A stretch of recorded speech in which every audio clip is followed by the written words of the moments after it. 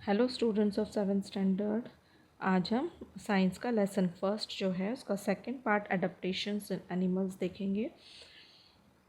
इसके पहले मैं आप सभी से रिक्वेस्ट करना चाहती हूँ कि यदि आपने मेरा ये चैनल अभी तक सब्सक्राइब नहीं किया है तो प्लीज़ सब्सक्राइब कीजिए और ज़्यादा से ज़्यादा इस वीडियो को शेयर कीजिए ताकि बहुत सारे बच्चों को इसका फ़ायदा मिल सके।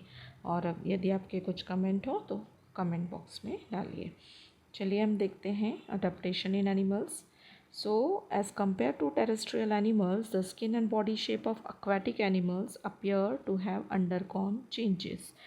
तो टेरेस्ट्रियल एनिमल्स की बजाय जो एक्वाटिक एनिमल्स होते हैं, जो पानी में रहने वाले एनिमल्स होते हैं, उनकी बॉडी में बहुत सारे चेंजेस होते हैं और उनकी स्किन में भी बहुत सारे चेंजेस होते हैं।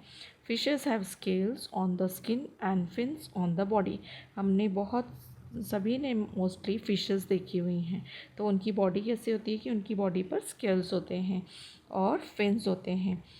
तो ये देखिए यहाँ पिक्चर में हमें उनके फिन्स दिख रहे हैं, गिल से स्केल्स दिखाई दे रहे हैं।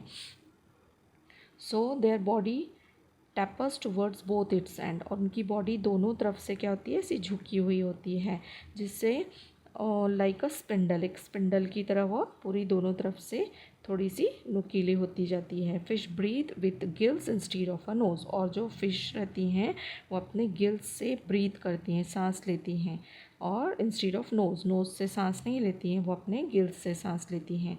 Their eyes have transparent eyelids, और उनकी जो आई लिड जो होती आइज़ होती हैं वह उनकी जो आईलिड्स होती हैं वो एकदम ट्रांसपेरेंट होती हैं। They have air bladders within the body to help them to float, और उनकी जो बॉडी में रहते हैं ना ब्लैडर्स रहते हैं, एयर ब्लैडर्स रहते हैं, जिनकी हेल्प से वह पानी में तैर सकती हैं। यहाँ पर हमें कुछ क्वेश्चंस दिए हैं, देखिए। Observe the bodies of frog, duck and tortoise. Of what use are their legs to these animals? What helps frogs to breathe underwater? Third, of what use are the long hind legs of a frog? And fourth, why doesn't a duck get wet in the water? मतलब उनकी animals के legs का उन्हें क्या फ़ायदा होता है, frogs पानी में किस तरह से ब्रीथ करते हैं, और फ्रॉग अपने जो लेग्स होते हैं उनका यूज़, हाइंड लेग्स जो होते हैं उनका यूज़ किस तरह से करते हैं, और डक जो रहती है उनकी जो बॉडी है वो गीली क्यों नहीं होती, वेट क्यों नहीं होती है। सारे क्वेश्चन सब अभी हम यहाँ पर आंसर उनके देखेंगे। As the frog and duck have webbed toes, they can use their legs like oars. जो डक है, डक के देखिए पैर दिख रहे हैं यहाँ पर, वेब टोज हैं, यानी देखिए पतली सी स्किन की झिल्ली से उनके पैरों की उंगलियां जुड़ी हुई हैं। डक के भी और फ्रॉग के दोनों के पैर एक जैसे इस तरह से होते हैं, जिसकी वजह से वह पानी में किस तरह का काम करते हैं। जैसे नाव चलाते समय हम लोग पतवार का यूज़ करते हैं ना, उसी तरह से ये अपने पैरों का उपयोग करते हैं। Water flows off the waxy feathers of birds like duck and water hen. तो वाटर हैन और डक जब पानी में तैरती हैं तो उनके जो फेदर्स होते हैं उन पर वैक्सी लेयर होती है, वैक्सी भाग होता है, जिसकी वजह से पानी उनके ऊपर ठहर नहीं पाता है। Webbed toes, slippery, smooth skin and triangular head help frog to swim easily through water. Sorry. इसी तरह से वेब्ड टोज होने की वजह से, स्लिपरी और स्मूथ स्किन और ट्रायंगुलर हेड होने की वजह से जो फ्रॉग रहते हैं वो इजीली पानी में तैर सकते हैं और पानी में आसानी से रह सकते हैं। They can live on land as well as in water due to their ability to breathe through the skin in water and using the nose and lungs on land. अब ये क्या करते हैं फ्रॉग की पानी में भी इजीली रह सकते हैं, क्योंकि पानी में रहते वक्त यह अपनी स्किन से ब्रीथ करते हैं, और जब यह ज़मीन पे रहते हैं तब अपने नोज़ और लंग्स से ब्रीथ करते हैं। The typical colours of a frog's back help it to hide among the grasses. और फ्रॉग का कलर इस तरह से होता है कि वह अपने आप को ग्रासेस में यानी घास में अपने आप को आसानी से छुपा सकते हैं। इसी तरह से हमें यहाँ पर adaptation in forest and grassland animals का दिया हुआ है, यह भी अब हम देखेंगे। Carnivorous animals like the wild dog, fox, tiger and lion have strong legs to run fast and capture their prey. Carnivorous animals मतलब जो मांस खाते हैं, जो ऐसे एनिमल्स उनमें जंगली डॉग आता है, फॉक्स है, टाइगर और लायन। इनके लेग्स क्या होते हैं, बहुत स्ट्रॉन्ग होते हैं, बहुत तेज़ी से ये दौड़ सकते हैं और कैप्चर देयर प्रे मतलब अपने शिकार को आसानी से पकड़ सकते हैं।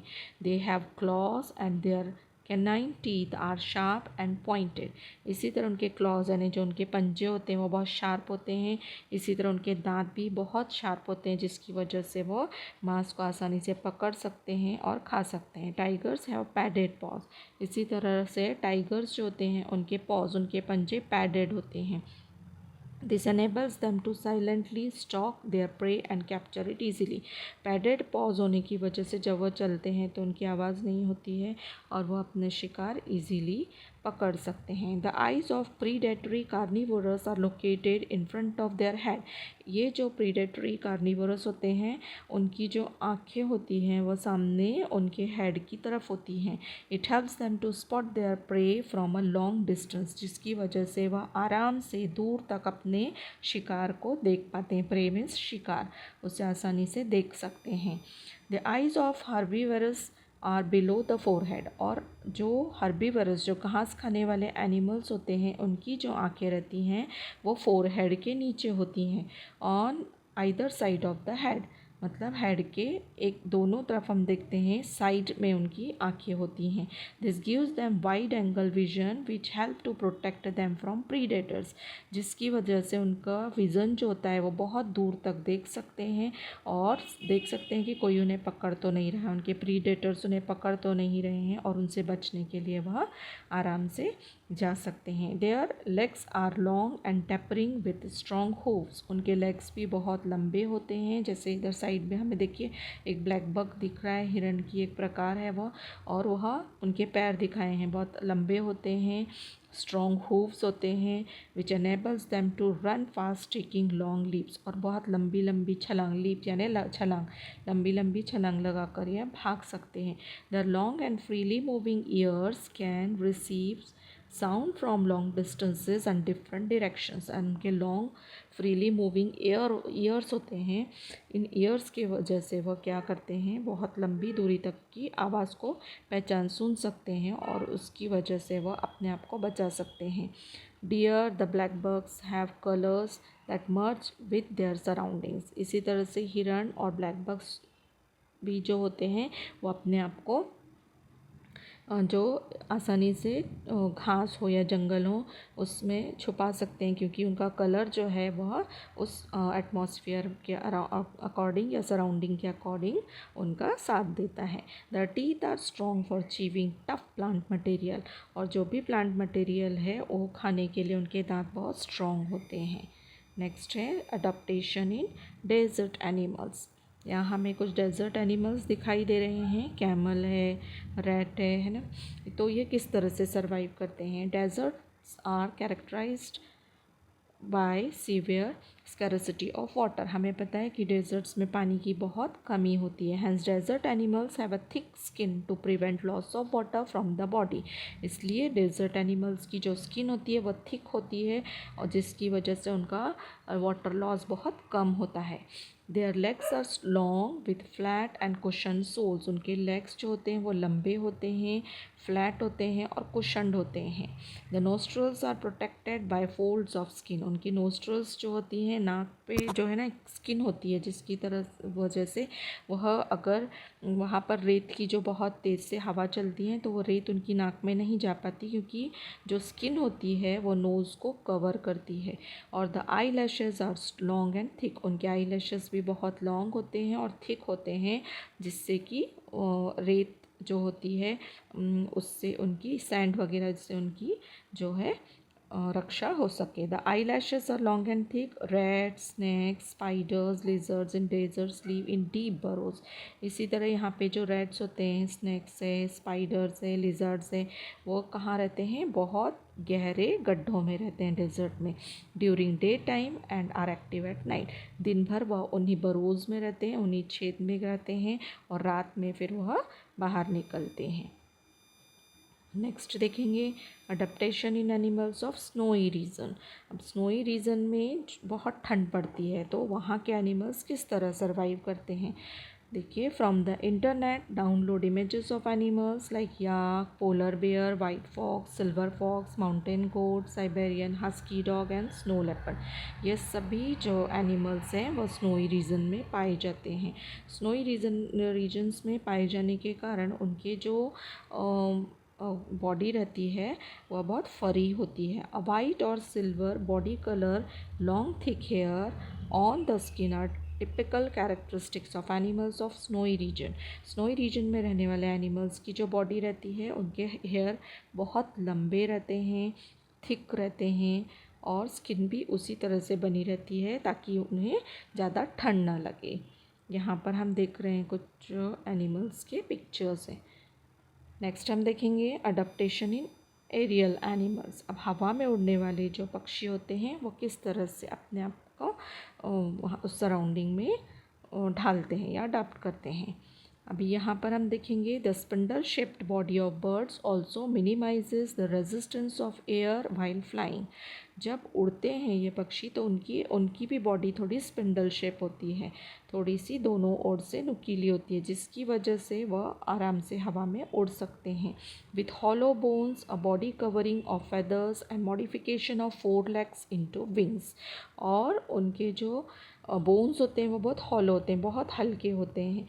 और बॉडी कवरिंग ऑफ फेदर्स, उनकी जो फेदर्स रहते हैं उसकी वजह से भी वो उड़ते हैं। और उनके जो पैर होते हैं वह भी उन्हें उड़ने में हेल्प करते हैं। Their body is light in weight, उनकी बॉडी भी उनका वज़न बहुत हल्का होता है जिसकी वजह से वह उड़ सकते हैं। The body of insects also is light in weight. और इसी तरह जो कीड़े होते हैं उनकी बॉडी भी बहुत हल्की होती है। And tappers at both sides, they can fly with 2 pairs of wings and also walk with 6 stick like legs. और ये इंसेक्ट्स जो रहते हैं उनके 6 लेग्स होते हैं, उसकी वजह से वह चलते हैं और उनके जो विंग्स होते हैं उससे वह उड़ सकते हैं। Bats can fly with the help of the patagium, a thin fold of skin between their forelegs and hind legs। इसी तरह से बैट भी उड़ती है। और वो किस तरह से उड़ती है कि उनकी जो स्किन थिन होती है, जो पंख जो रहते हैं पंख पे हो जो स्किन होती है वो भी बहुत थिन होती है, पतली होती है, जिसकी वजह से वह आराम से उड़ सकते हैं और उसके लिए अपने 4 लेग्स और हाइंड लेग्स का भी उपयोग करते हैं। नेक्स्ट हम देखेंगे अडप्टेशन इन रेप्टाइल्स। रेप्टाइल्स मतलब जो क्रॉल करते हैं, चलते हैं, उस क्रॉल करके चलते हैं ऐसे एनिमल्स। रेप्टाइल्स में हम लिजार्ड देखते हैं, स्नेक है, टॉर्टॉइज है और जो है शैमेलियन होते हैं। अभी हम यहाँ पर देखेंगे, देखिए इनकी बॉडी किस तरह से इन्हें हेल्प करती है। तो animals like house lizard, garden lizard, crocodile use their muscles for creeping. ये जब क्रीप करते हैं ना तब इनकी जो बॉडी रहती है, इनके जो मसल्स होते हैं वो इन्हें हेल्प करते हैं। Similarly they show adaptation in skin, soles of feet, body colour et cetera. इसी तरह इनकी स्किन है, इनके फीट हैं और इनका जो बॉडी कलर है इन्हें बहुत हेल्प करता है आसपास की सराउंडिंग में रहने के लिए। For example the house lizard and monitor lizard have clawed toes and thin soles whereas snake have a scaly skin. और लिजार्ड जो होती हैं वो उनके हम स्किन के बारे में देखते हैं कि इनके क्लॉड टोज होते हैं जिसकी वजह से आराम से दीवार भी पकड़ लेती है। और स्नेक्स जो रहती हैं उनकी स्किन कैसी होती है, स्केली होती है। नेक्स्ट देखेंगे adaptation for food in animals. We can categorize animals as herbivorous and carnivorous. Special adaptations are seen in each category to make the process of feeding easy. इसी तरह से हम फूड के बारे में एनिमल्स किस तरह से अडाप्ट करते हैं उसके बारे में देखेंगे कि इन एनिमल्स को हम 2 भागों में बांट सकते हैं, एक हर्बीवरस और एक कार्निवरस। हर्बीवरस मतलब जो घास वगैरह खाते हैं और कार्निवरस जो फ्लैश यानी मांस वगैरह खाते हैं। तो special adaptations are seen in each category. हमें इनके स्पेशल फीचर्स दिखते हैं जब यह खाते हैं तब। We will discuss this in greater detail in chapter on nutrition. तो न्यूट्रिशन चैप्टर जो रहेगा उसमें हमें डिटेल में इनके खाने के बारे में पता पड़ेगा। अभी देखिए यहाँ पर हमें एक चार्ट दिया है अडप्टेशन, एनिमल और यूज़ ऑफ अडप्टेशन। तो जब हम क्वेश्चन आंसर्स करेंगे तब मैं ये चार्ट आपको एक्सप्लेन करके दूँगी। नेक्स्ट हम देखेंगे adaptation for blending with the surrounding. आसपास के वातावरण में ये किस तरह से अडाप्ट करते हैं। We can not easily spot colourful butterflies, lizard and grasshoppers. They get camouflaged amidst grasses, parts of plants like stem, leaves, flower, etc. That is because their colors blend with those of their surrounding. हम कुछ animals देखते हैं जैसे butterfly है, lizard है, grass hopper है, ये easily हमें दिखाई नहीं देते। कभी कभी बटरफ्लाई पेड़ों पर, पौधों पर बैठी हुई रहती है और हमें जब वो फ्लटर करती है, जब हिलती है तभी हमें दिखाई देती है। ग्रास हॉपर भी ग्रीन कलर का होता है और वो प्लांट पर बैठा होता है तब हमें मोस्टली दिखाई नहीं देता। तो इनकी जो स्किन होती है या इनके जो कलर होते हैं वह पूरे आसपास के सराउंडिंग से मैच करते हैं, जिसकी वजह से हमें इजीली दिखाई नहीं देते, इसलिए ये सराउंडिंग में, अपनी सराउंडिंग में आराम से सर्वाइव करते हैं।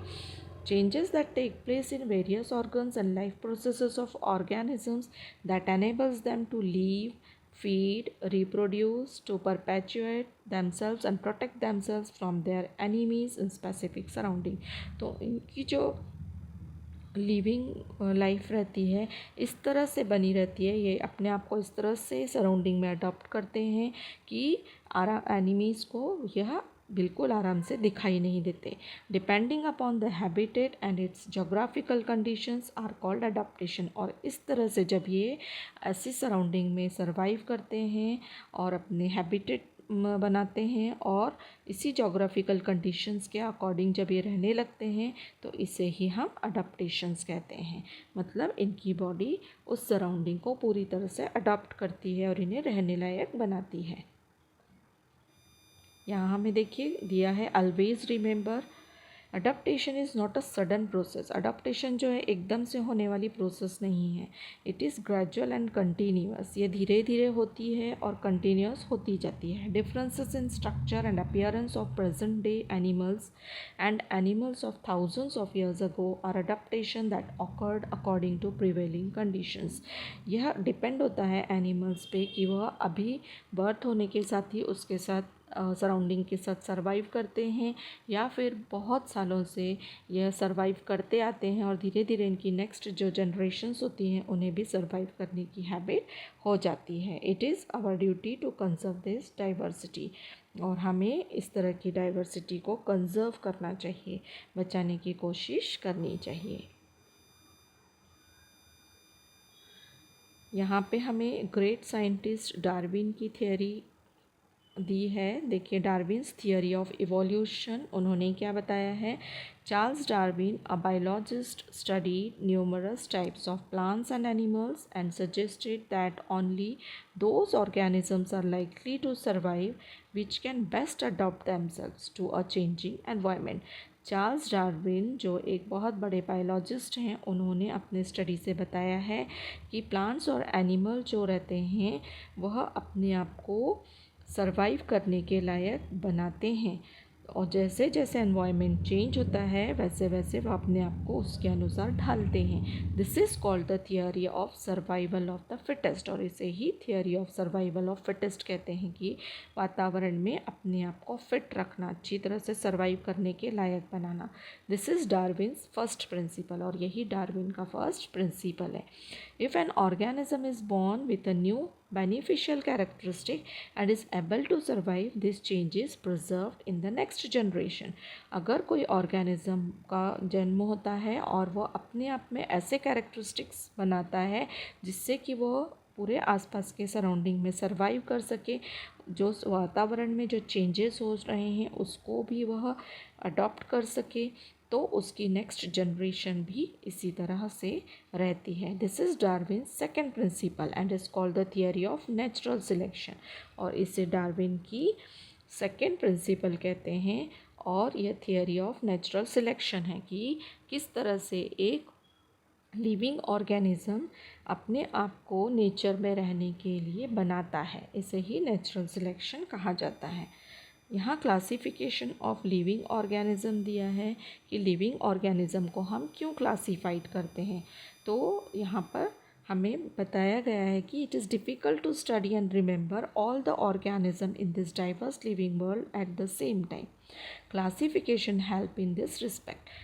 हमें इन एनिमल्स और प्लांट्स की स्टडी करने के लिए हमें इन्हें क्लासीफाइड करना ज़रूरी होता है, क्योंकि इसकी वजह से हम जान पाते हैं कि कौन से एनिमल किस तरह का अडेप्टेशन करते हैं, इसलिए इन्हें क्लासीफाई किया गया है। Different scientist have used different criteria and independently classified plants and animals. बहुत सारे साइंटिस्ट ने अपने खुद के इंडिपेंडेंस से इन प्लांट्स और एनिमल्स को डिवाइड किया है, क्लासीफाई किया है। A hierarchy is formed in the classification that starts with kingdom Animalia और kingdom Plantae। ऐसे बहुत सारे साइंटिस्ट हैं जिन्होंने इन्हें ग्रुप में बांटा है, जैसे एनिमल किंगडम और प्लांट किंगडम में। Further groups and subgroups are formed depending upon basic similarities and differences. This is called the hierarchy of the classification। इसे ही हम हायरार्की ऑफ क्लासिफिकेशन कहते हैं। ऊपर कुछ हमें हायरार्की और दिए हैं, जैसे मैंगो और ह्यूमन के बारे में, फिर उनके किंगडम हैं, इस तरह से ये क्लासीफाई करके हमें दिया गया है। ये एग्ज़ाम के पॉइंट ऑफ व्यू से अभी आपको इतना इम्पोर्टेंट नहीं है। नेक्स्ट है binomial nomenclature by Carl Linnaeus. Carl Linnaeus ने हमें क्या बताया देखेंगे। Imagine that there are 4 students with a name Kabir और Kiran in a classroom. If you are talking about any one of them, how would you ensure that others know which one of them you are talking about without any confusion? We would tell the full name, that is the first name and the last name. This is similar to binomial nomenclature। अभी देखिए, अगर class में 2 या 3 एक जैसे नाम के बच्चे होते हैं, तब हम अगर उन्हें पहचानना होता है या फिर स्पेशल नाम से हमें उन्हें जानना होता है, तो हम उनका फर्स्ट नेम और लास्ट नेम लेते हैं, जैसे उनका नेम और सरनेम लेते हैं। इस तरह से सेम नेम के बच्चों को हम पहचान सकते हैं। इसी तरह हमें बाइनोमियल नोमेनक्लेचर के अकॉर्डिंग यह ऑर्गेनिजम्स को आइडेंटिफाई करना होता है। Accordingly a scientific name has been assign to each organism. It consist of 2 parts. इसके 2 भाग हैं। The first part is genus and second species. All identified organisms have been assigned a binomial name as per the guidelines of the International Code of Nomenclature। और इसी के अनुसार internationally उन्हें code दिए गए हैं, जिससे कि हम एक ही स्पीशीज़ के जो एनिमल है उन्हें पहचान सकें। इसके लिए उन्हें कोड दिए गए हैं। All the organisms of a species are so similar that irrespective of differences in colour, height, habitats and habits, they are reproduce among themselves and form new individuals like themselves। हम जानते हैं कि एक ही species के जो organisms होते हैं वो उनके कलर, हाइट, हैबिट एक जैसे रहते हैं, और जब वो रिप्रोड्यूस करते हैं खुद को, तो उससे नया इंडिविजुअल आता है, और उसकी स्टडी करने के लिए हमें इनका यूज़ होता है। For example, all domestic cats in the world belong to the same species. जैसे अगर हमें कैट के बारे में जानना है, तो कैट तो सभी एक जैसी होंगी, लेकिन अगर हमें डिफरेंटली उन्हें स्टडी करना है तो हमें उन्हें इस तरह से बांटना होगा। जैसे कि all domestic cats in the world belong to the same species, the same is true in the case of animals like hen, cow, dog etcetera, the plants like mango, wheat, maize etcetera. तो हमें पता है animals जो हैं वह animals एक ही शब्द है, लेकिन हम उन्हें स्पीशीज़ के अकॉर्डिंग क्लासीफाइड करते हैं। इसी तरह प्लांट शब्द एक ही है, लेकिन हम उन्हें स्पीशीज़ के अकॉर्डिंग उन्हें भी हम डिवाइड करते हैं, और स्टडी के लिए हम बाइनोमियल नोमेनक्लेचर का यूज़ करते हैं। यह एक कोड होता है, और इस कोड के अनुसार हम डिफरेंट एनिमल्स की डिफरेंट तरह से स्टडी कर सकते हैं।